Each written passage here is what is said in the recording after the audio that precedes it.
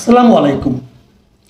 প্রিয় দর্শক, একটা বিষয় ইদানিং আমার মনে বেশ আসছে, এটা আপনাদের সঙ্গে শেয়ার করতে চাই। সেটা হচ্ছে বাংলাদেশের জামায়াতে ইসলামী তাদের রাজনীতিতে কি কিছু পরিবর্তন আসছে? আপনারা কি কিছু পরিবর্তন দেখতে পাচ্ছেন? এবং এই প্রশ্নটা আমার মনে হয় আলোচনাটা একটু জরুরি। আমরা এতদিন জামায়াতে ইসলামকে যেভাবে চিনতাম, যেভাবে জানতাম, এবং আমাদের প্রায়ই বলতে শুনতাম, আমি নিজেও বহুবার বলেছি, জামাত কেন ৭১-এর ভূমিকা নিয়ে কথা বলে না?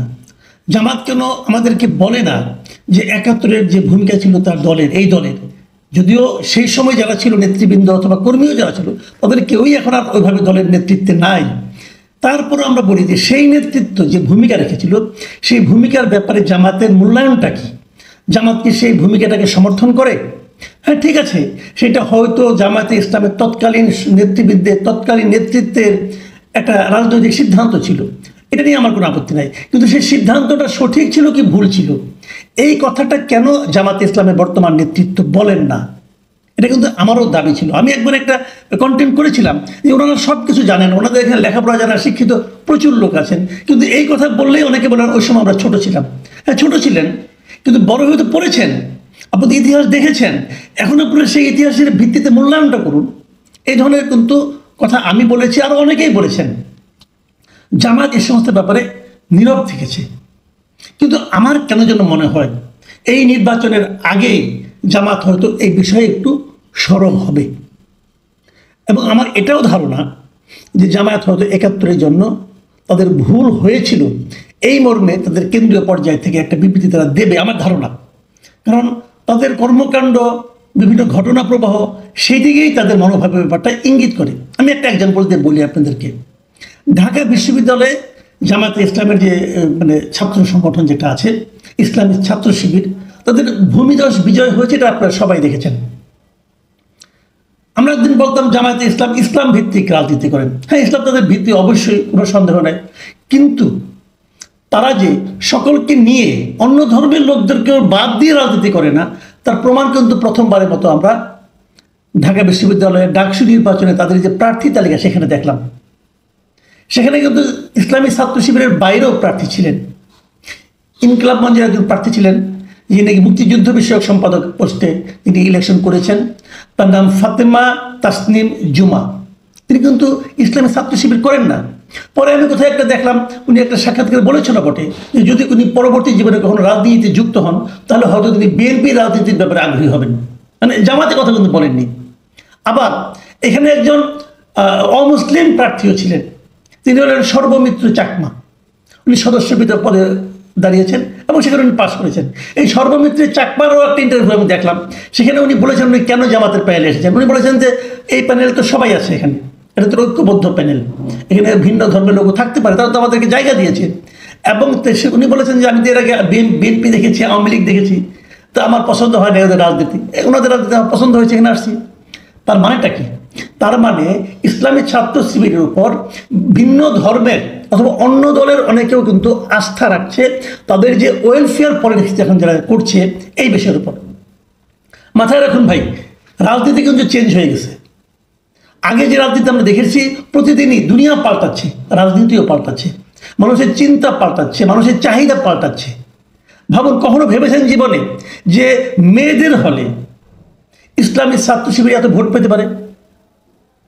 কেন তারা পেয়েছেন? মেয়েরা ইসলামী ছাত্র শিবিরকে নিরাপদ একটা দল মনে করেছে, এই জন্যই তো। সেই নিরাপত্তা তারা কেন মনে করলো? তারা কি সব মূর্খ? অত হতে পারে না। ইউনিভার্সিটিতে পড়ে তারা মূর্খ না, তারা আমার আপনার চেয়ে অনেক জ্ঞানী, এবং তারা আধুনিক বিশ্বের সঙ্গে তাদের সম্পর্ক। তারাও মনে করেছে এরা আমাদেরকে নিরাপত্তা দেবে। এই মনে করাটা আসলো কোত্থেকে? ওদের আচরণ থেকে আসছে। সে আচরণটা আসলো কোত্থেকে? বিষয়গুলো কিন্তু একটা সঙ্গে একটু সম্পর্কিত।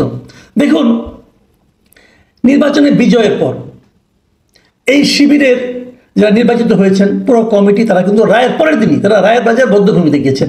আমরা সেটাকে বলি যে শহীদ, ৭১ সালে যারা শহীদ হয়েছিল তাদের জন্য যে স্মৃতিসৌধ আছে সেখানে গিয়েছেন, কবর আছে, এবং সেখানে তারা তাদের জন্য মাগফিরাত কামনা করে দোয়া ও মোনাজাত করেছেন। এদেরকে কে মেরেছিল? 14ই ডিসেম্বর 1971 এদেরকে কে মেরেছিল? বলা হয়ে থাকে যে এদেরকে মেরেছিল রাজাকার আল বদর আল শামস এরা। এদেরকে কিন্তু সরাসরি পাক বাহিনী মেরেছে এই কথা বলা হয় না, কারণ এদের সবাইকে ওই সময় যার যার বাড়ি থেকে তুলে নিয়ে গেছিল কিন্তু এরা।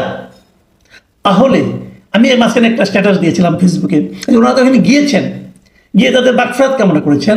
তো ওনারা কি যাদের হাতে তাদের মৃত্যু হয়েছে, যারা তাদের হত্যা করেছে, তাদের শাস্তিও কি আল্লাহর কাছে কামনা করেছিলেন? এই প্রশ্নে নানা ধরনের আমি প্রশ্নটা করেছিলাম, যে নানা ধরনের মন্তব্য এসেছে।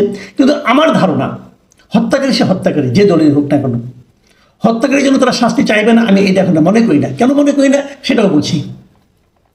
এই যে তারা গিয়েছেন ওখানে, এটা কিন্তু এই ইসলামী ছাত্র শিবির নিজেরা সিদ্ধান্ত নিয়ে যাননি।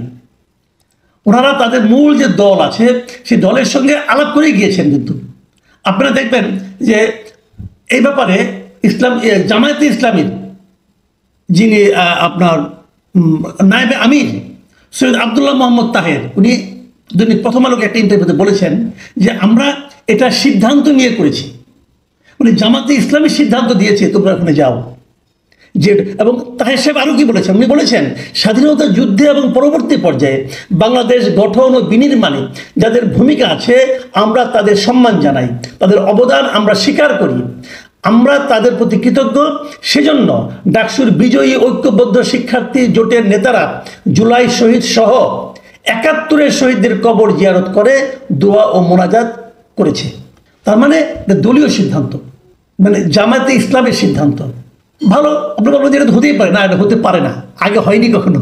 19৭১-এর পরে এ পর্যন্ত জামায়াতে ইসলাম অথবা ইসলামী ছাত্র শিবিরের কেউ, কোনো পর্যায়ের কেউ এই রায়েরবাজার বদ্ধভূমিতে ৭১-এর শহীদদের জন্য দোয়া অথবা মাগফিরাত কামনা করতে যায়নি। This is first time.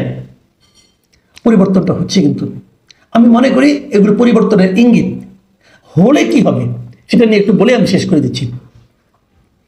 দেখুন, আমরা বলেছি যে ডাকসু নির্বাচনে ছাত্রলীগের ভোটগুলো কিন্তু জামাতে ইসলাম পেয়েছে।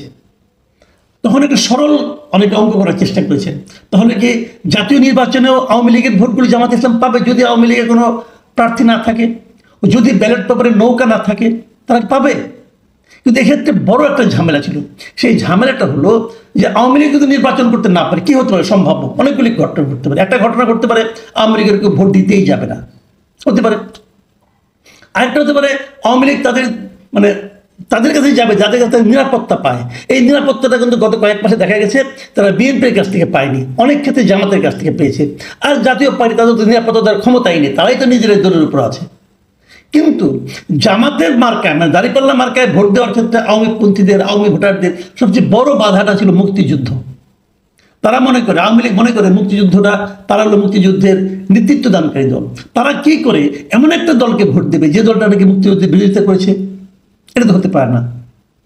এখন প্রশ্ন হচ্ছে, যদি জামাত এখন বলে যে মুক্তিযুদ্ধে আমাদের দলের ওই সময়ের নেতৃত্ব যে সিদ্ধান্তগুলি নিয়েছে, যে ভূমিকা রেখেছে, তার জন্য আমরা লজ্জিত, আমরা জাতির কাছে ক্ষমা চাই, তাহলে কিন্তু ওই আওয়ামী লীগার যারা নাকি দাঁড়িপাল্লা মার্কায় ভোট দিতে যাদের মধ্যে আপনার সমস্যা তৈরি হতো, মুক্তিযুদ্ধের ইস্যুটা সামনে চলে আসতো, সেটা কিন্তু অনেকটাই কমে যাবে। বলা যায় না, জামাত হয়তো এই সুযোগটাও নিতে চাইতে পারে, আমি জানি না, এই সবই আমার হাইপোথিসিস। আমি বলছি সম্ভাবনাগুলির কথা। সামনে রাজনীতিতে কি হতে পারে সেগুলো আমি আলোচনা করার চেষ্টা করছি। আমি অবাক হব না যদি আমরা খুব শিগগিরই দেখি এই জামাত ইসলাম মুক্তিযুদ্ধের প্রশ্নে একটা সিদ্ধান্তে আসছে, এবং আমার ধারণা ওনারা আসবেন। যদি সেরকম আসে, আমি মনে করব এটা তাদের রাজনৈতিক যে দূরদর্শিতা তারই প্রকাশ ঘটবে।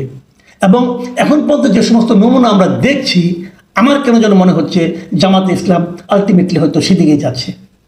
যদি যায়, তাদের প্রতি আমার শুভকামনা থাকবে।